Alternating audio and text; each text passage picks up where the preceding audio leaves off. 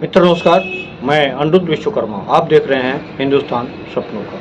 उत्तर प्रदेश के देवरिया जनपद के बैतालपुर में एक भीषण हादसा हुआ। टैंकर और अनुबंधित बस दोनों आपस में टकरा गए, जिससे 31 लोग घायल हो गए जो गंभीर अवस्था में थे। उनको मेडिकल कॉलेज गोरखपुर रिफर कर दिया गया है, लेकिन 28 लोगों का इलाज देवरिया के मेडिकल कॉलेज में हो रहा है।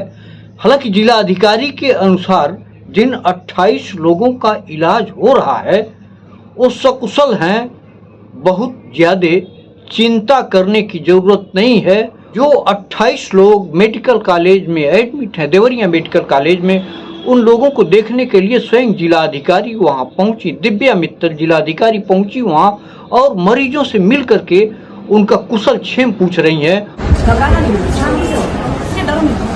क्या हो रहा है बता आराम से। कोई डरने की बात नहीं, घबराना देख लेंगे, डरना नहीं, कुछ नहीं होता, कोई डरने की बात नहीं। बहादुर हो ना, कुछ नहीं डरना है, कुछ नहीं करना। मेरी मम्मी की का डरना नहीं,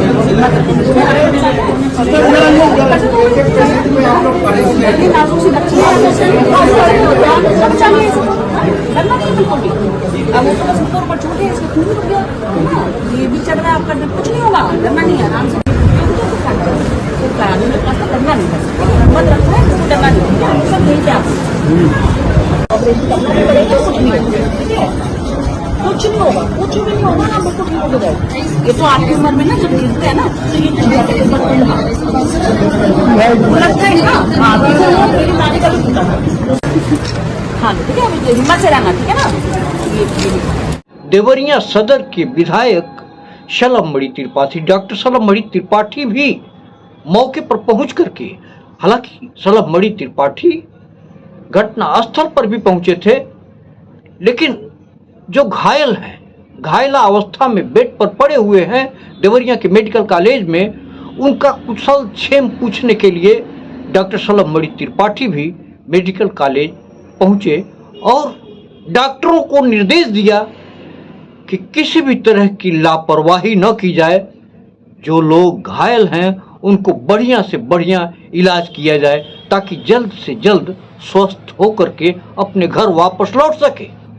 विगत कई दिनों से बेमौसम बारिश से किसानों के गेहूं की खड़ी फसल नुकसान हो रही है, बालियां टूट करके नीचे गिर जा रही हैं। किसान बीज खरीदता है, खाद खरीदता है,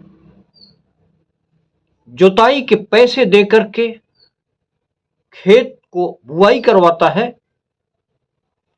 पानी चलवाता है, कई बार खाद भी छिड़कना पड़ता है। बीमारी लग गया तो अलग से कीटनाशक दवाएं भी छिड़कनी पड़ती हैं।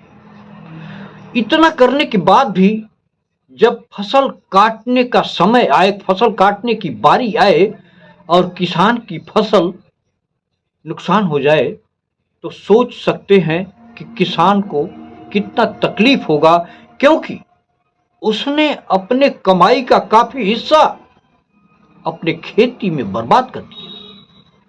सरकार कहती है कि किसानों की आय को दुगनी किया जाएगा, लेकिन किसान जितना त्रस्त है उतना त्रस्त शायद ही कोई है। हालांकि कोरोना काल में कृषि ने ही जीडीपी के दर को बचाए रखा और कृषि ने ही पूरे हिंदुस्तान को जिंदा रखा। आज किसान की खाद, बीज किस कदर महंगे दामों पर बिक रहे हैं, किसानों की कमर टूट जा रही। उत्तर प्रदेश के कौशाम्बी में गेहूं की फसल बर्बाद होने पर एक किसान फूट फूट करके रो रहा है और गेहूं को बटोर भी रहा है। तस्वीरें देख लीजिए और इस तस्वीर से अंदाजा लगा सकते हैं कि यह एक अकेला किसान ऐसा नहीं है। ऐसे बहुत सारे किसान हैं जो अपनी फसल को बर्बाद देख करके बिलक बिलक के रो रहे हैं और उनकी अंतरात्मा रो रही है कि काश हमारी पूंजी डूबी न होती तो हमारी फसल घर के अंदर रख दी गई। बाप रे बड़ी गति भगवान, अरे बाप रे सब तो वो बर्बाद हो गया। बाप रे कहाँ तक हटाई हो, हाँ बाप रे सब बहिगा, सब गेहूँ काला पड़ जाई। खवई हो लड़का का दे इतना ही गेहूँ बचा रहा, हाँ बाप रे। आज अंबेडकर जयंती है। डॉक्टर भीमराव अंबेडकर ने संविधान लिखा। संविधान के तहत सब काम होने चाहिए।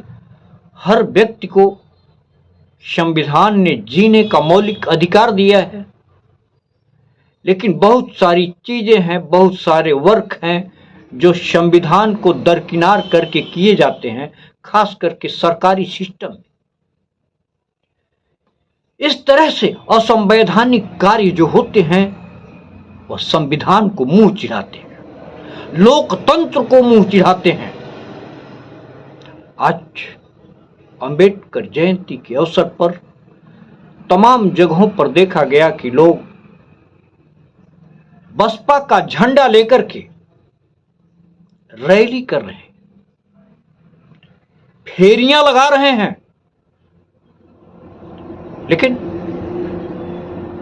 आज अंबेडकर जयंती पर अंबेडकर साहब के गुणगान को भले ही कर लें, लेकिन यदि उनके लिखे हुए संविधान पर यदि हम नहीं चलते हैं तो कहीं न कहीं आने वाला समय बिखराव की स्थिति पैदा कर सकता है। मित्र, इसी बात से अपनी बात समाप्त करता हूं।